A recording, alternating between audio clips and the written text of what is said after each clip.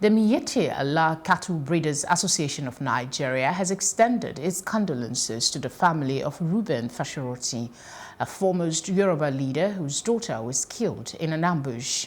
Funke Olakunrin was traveling to Lagos when gunmen ambushed her vehicle and other travelers near Ondo State, killing her on the spot. The attack has sparked nationwide anxiety amidst claims that it was carried out by headsmen who wanted to kidnap the 58-year-old. The police blamed the attack on armed robbers and kidnappers.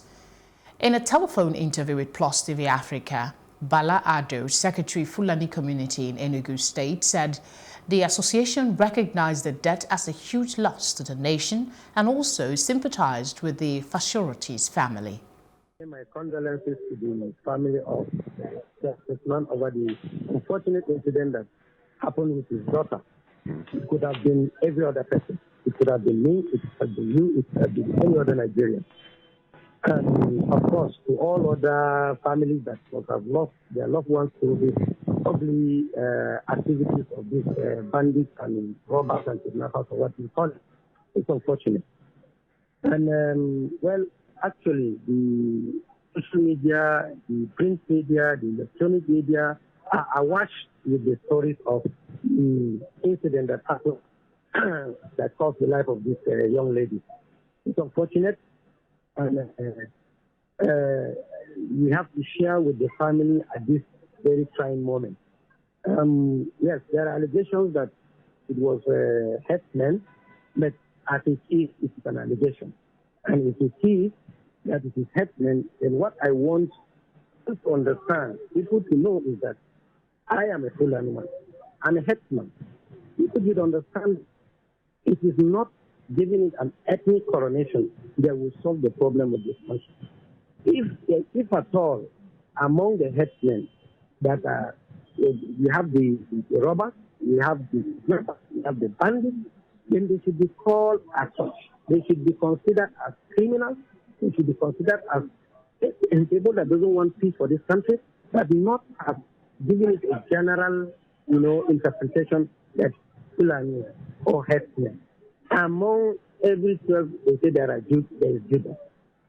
You can remember we had in the media when the hostel of the University of Ibadan, the hostel was raided over in the night. It was in headsmen. It was unfortunate.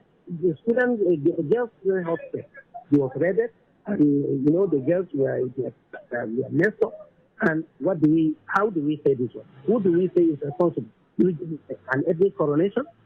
So it is unfortunate that this thing has happened, and that all of us are being touched by this past incident, and we are not in support of this. If it is a policeman that did this thing, he did it as a criminal, not as a full animal. He didn't do it because he's a criminal. He did it because he's a criminal. On the Ruga controversy, Bala Ado said that the suspension of the Ruga was a hasty decision. Incidences of headsmen, farmers in this country, not a new thing. It has been an age-long issue, and individuals, groups, governments, are coming together to see how do we solve this problem? How do we find a solution to this problem?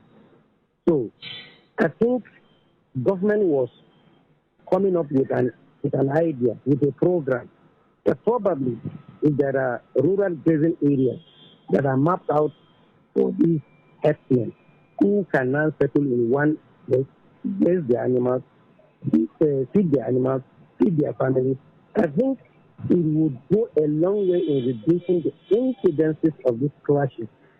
That is my own understanding of the whole thing about Ruga program. But unfortunately, when government was coming up with that intervention program for the headsmen, they couldn't, like me, we are not even aware of that intervention program. So how could we have, been captured into the program? So it just came up like you had it, just like any other Nigerian had it. I, as a full animal, I just had it. So we are not really aware at the planning stage what they intend. What is it that they want to do in respect of this Ruga program the government is trying to come up with?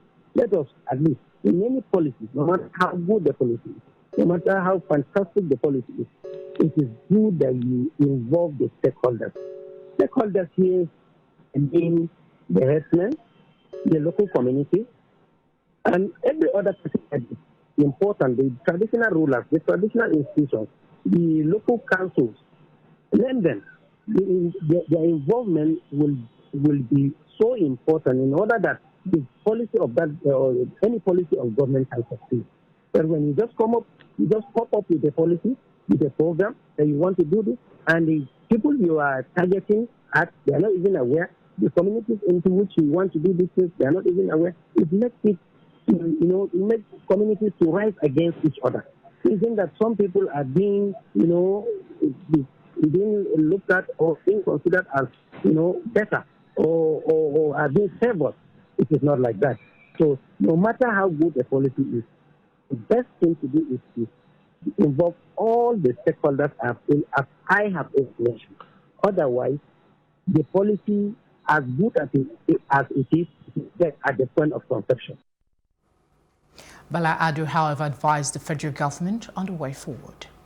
The report has always been on the side of the accused. Nobody has taken time to really go into this headline and know what are they going to do. What are the losses? How many of their own people are being killed? How many of their settlements are being destroyed? Nobody reports about that. It's only the one side of the story that is being heard. But what I know is that the Fulani man or the header, what he wants from government is that security. What he is not has his own job. He's not jobless. He has a job. He has cows, which I am very sure, if livestock industry is developed in this country, the chain of production, the kind of employment that will be generated in the line of production will be so massive. So in my own, if I were to be in a position to say something or to advise, is that, well, just like you have the past, you have so many intervention programs from government.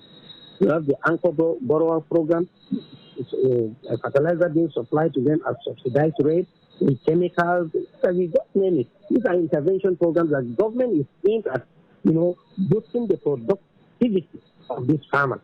Likewise, if such gesture is extended to the livestock sector, which the livestock sector is mostly owned by this header, it will be to the good of this country that they who are being assisted through some intervention programs. People should not mistake it that, okay, why should this be done to them? After all, they're just like any other person. So my own advice is that if Nigerians should look at it objectively, not always seeing it from the negative point of view, not always seeing it that why should it be Mr. A? Why should it be Mr. A? It shouldn't have been like this. No, we will not release our land. No, we will not give them this. We will not give them this. And you have not come up with a suggestion, with a way out to solving this problem.